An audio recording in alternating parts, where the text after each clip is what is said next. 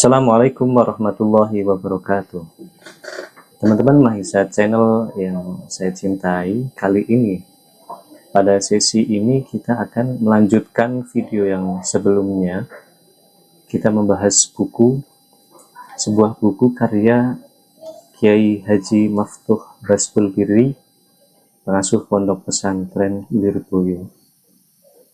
Al-Quran Hidangan Segar,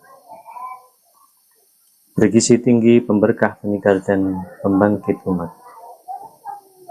Oke, langsung saja kita masuk kepada bab yang pertama dengan judul Syafaat Al-Quran dan Backing Andalan.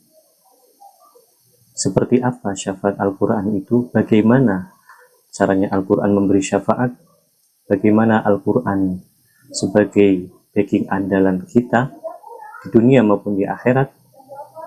Definisinya akan kita baca dalam karya tulisan beliau ini.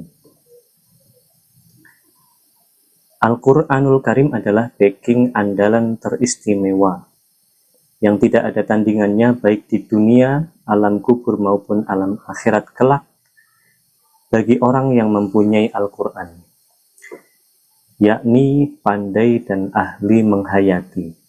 Mari kita pahami sepanjang uraiannya dalam tulisan ini sebagai berikut. Firman Allah dalam surat Yunus ayat 3, Ma min syafi'in illa min ba'di idni. Artinya, tidak ada yang bisa memberi syafaat kecuali setelah mendapat izin dari Tuhan Allah.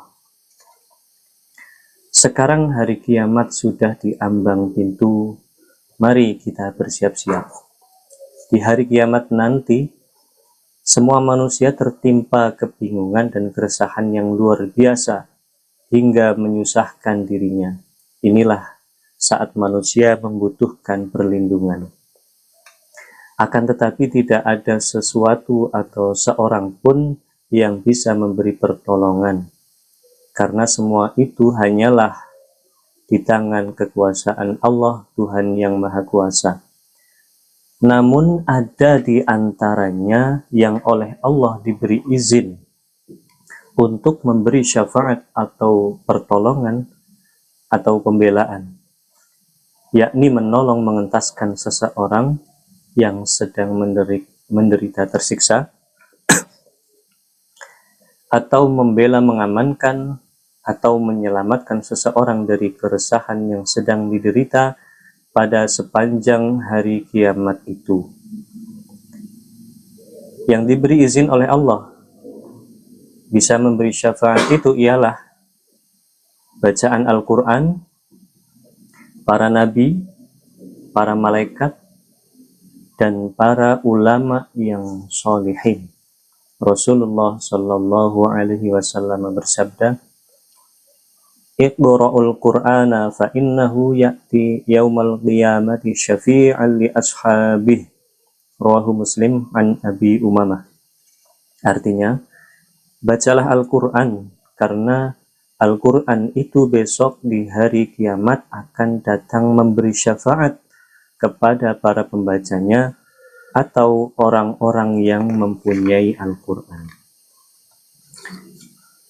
Syafaat dari Al-Quran adalah merupakan satu-satunya syafaat yang teristimewa daripada syafaat-syafaat lainnya.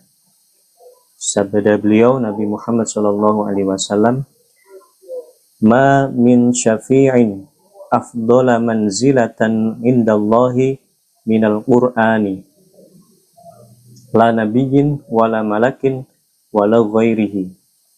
Rawahu Abdul Malik. Dalam kitab Ihya Al-Ghazali. Artinya, tidak ada sesuatu yang syafaatnya lebih utama derajatnya di hadapan Allah daripada Al-Quran. Tidak nabi, tidak malaikat, dan tidak pula lainnya. Diterangkan dalam hadis lain, karena syafaat Al-Quran itu sifatnya membela, yakni sebelum disiksa atau akan disiksa kemudian Al-Quran datang membela dan memenangkannya, sedangkan syafaat lainnya bersifat mengeluarkan dari jurang siksaan setelah jatuh sengsara tersiksa. Di sini perlu difahami supaya tidak gaduh dengan yang juga kita dambakan, yaitu syafaat di padang mahsyar. Tidak ada yang bisa kecuali junjungan kita Nabi Muhammad Sallallahu Alaihi Wasallam. Maka menurut bahasa Arab yang ringkas, syafa'atul Qur'ani qabla nuzulil azab, atau syafa'atul Qur'ani mani'atum minal azab. Jadi syafaat Al-Quran itu sebelum turunnya siksa, atau syafaat Quran itu mencegah daripada siksa itu sendiri. Selanjutnya, Al-Quran merupakan backing andalan, jangan sia-siakan. Lah, seperti apa definisi Al-Quran sebagai backing andalan kita? Mari menekuni atau mengaji dan mengkaji Al-Quran hingga akhir hayat. Kelak, baik di alam kubur maupun di akhirat, sebelum seseorang itu merasa resah atau tersiksa, Al-Quran pasti datang melindunginya. Alangkah amannya dan nyamannya, dan alangkah resahnya jika tidak punya backing Al-Quran di akhirat, pada hari kiamat, dan di alam kubur. Di dunia pun selalu menjadi backing, seperti ketika sakit dibacakan Quran adalah penyembuh andalan. Untuk meminta hajat yang baik apa saja dengan Al-Quran adalah satu-satunya penyukses yang utama. Hendaknya tidak kita tinggalkan dan kita lewatkan. Saya senang dibacakan Quran. Murid-murid saya hendaknya tidak menyepikan rumah saya untuk mendarus dan menghafal Al-Quran kapanpun waktunya, walaupun saya sedang tidur atau tidak sempat. Kalau saya sakit keras, senang dikerumuni dibacakan Quran. Ini sudah terbukti, ini sudah pernah terbukti, dan juga saya tetap menyuruh mengaji di samping saya. Alhamdulillah, memang saya mengajarnya tidak pernah pray. Semoga bisa cinta Al-Quran. Kalau saya mati sebelum dan setelah dikubur, dan seterusnya, ingin sekali selalu dikerumuni dan didatangi dengan membaca Al-Quran. Maka hendaknya para murid tahu dan bisa memenuhi keinginan saya. Semoga Al-Quran selalu menjadi pencerah hati kita dan backing kita di dunia dan di akhirat. Amin. Di sini juga ditulis ada beberapa riwayat ya, cerita sebagai berikut. Wasiat Wali Teragung Asy-Syaikhul Akbar Muhammad Ibnu Arabi radhiyallahu anhu dalam kitab manaqibnya. Jika kamu meninjau orang sakit atau mati, maka bacakanlah surat Yasin. Karena aku pernah mengalami kejadian yang mentakjubkan begini. Aku pernah sakit keras, dikira sudah mati. Aku terbayang didatangi orang banyak, jelek-jelek dan mengeroyokku. Lalu aku melihat seorang yang gagah, lagi bagus, dan berbau harum, mendekat membelaku, menawuri mereka sampai dia bisa mengalahkan mereka semua. Kemudian aku menegurnya, siapa kamu? Jawabnya, aku surat Yasin datang perlu membelamu.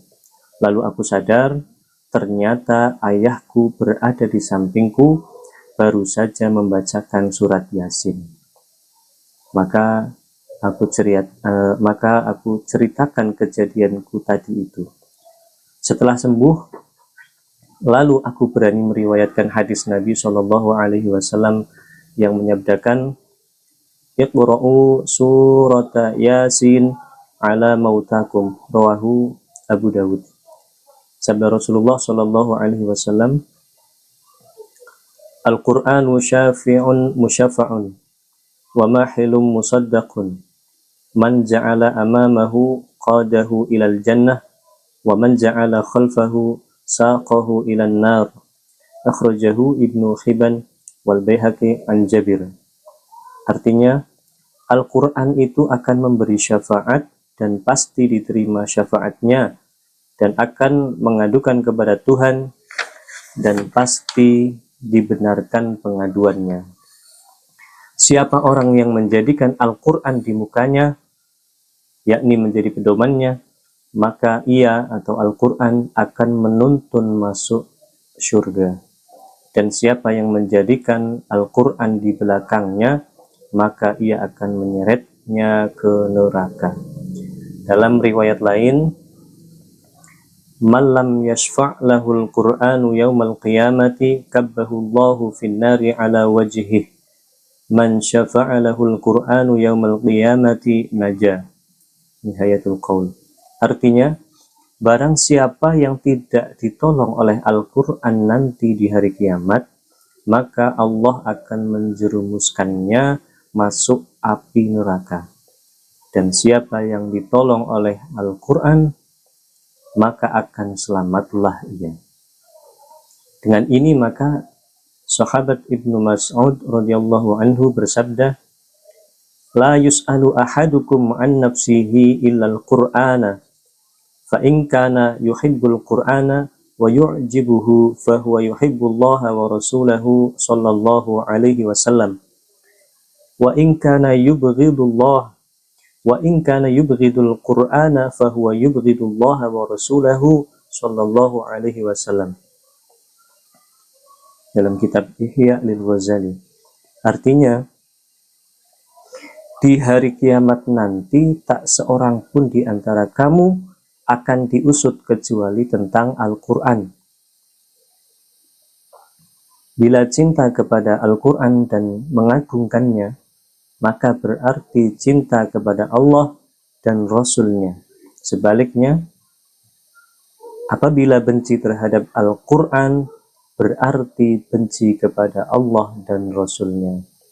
Dari hadis-hadis tersebut, maka sangatlah penting bagi kita untuk mengarahkan perhatian kita kepada Al-Quran dengan cara mengaji, melancarkan, dan memahirkan bacaannya yang bagus, bertajwid, dan dihafalkan, kemudian menekuni dibuat darusan atau bacaan setiap hari, dan menghormat, mengagungkan Al-Quran, serta mengamalkan dan tunduk apa kehendaknya,